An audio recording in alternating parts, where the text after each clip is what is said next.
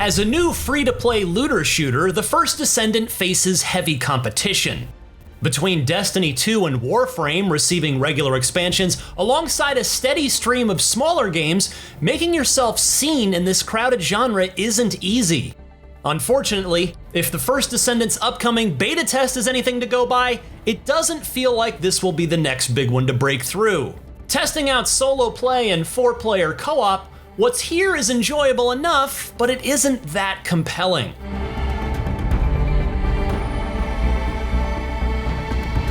The First Descendant's story wouldn't feel out of place in a classic sci-fi novel. It's that old tale of humanity fending off alien invaders once again. Here you can choose one of 10 playable descendants, each bringing unique skills to repel the Vulgus. You're initially limited to choosing between 3, unlocking the rest later through a research institute. With differing stats and combat skills, differences aren't just skin deep.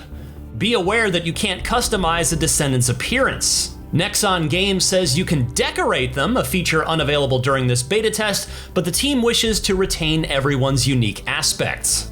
Soon after choosing a character, you'll arrive in Albion, the First Descendant's pretty hub world.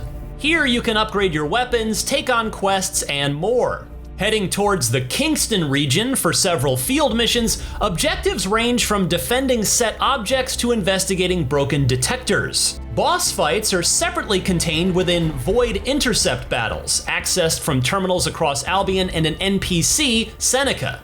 These fearsome foes have specific weak points to target and generally require a team. However, the missions I played simply didn't feel that exciting, even when playing with friends. Despite the differing goals, you're always taking down waves of enemies with generic designs at most steps, which soon becomes tedious. One objective involves taking down continuous waves of enemies to power down a target's shields, and I had to repeat this several times. When playing co-op, starting a mission didn't activate for the whole party, which caused some initial confusion.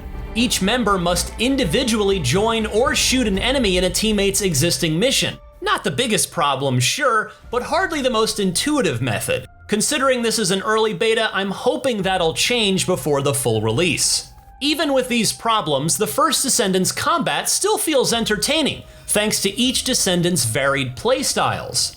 Everyone has 4 active skills in battle, ranging from defensive moves like Ajax's reverse door shield to offensive options like VS's ice beam.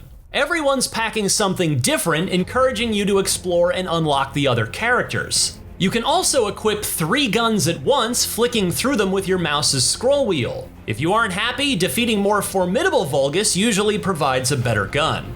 You can boost existing weapons through runes too. Those offer additional benefits like electrocution immunity, increased running speed, HP recovery when killing an enemy, and more. Runes are blanket applied into categories based on your gun type, so as an example, torrent runes can only apply to machine guns and tactical rifles. There's a set capacity for what you can equip for each category, and more powerful runes cost more. It's much more effective than using runes on individual weapons, saving considerable time when you'll likely be juggling through plenty of them. You can improve your capacity and the runes directly through Albion's Rune Master, and being able to choose your melee attack through Descendant runes was similarly appreciated. It's a nice touch to combat that provides suitably varied battle perks to fit different playstyles, and there are some solid customization options here. Once you've finished battles and missions, you can visit a separate event terminal in Albion, rewarding you with new weapons or runes. You'll gradually increase your mastery rank by defeating monsters, which helps you unlock benefits like additional rune slots.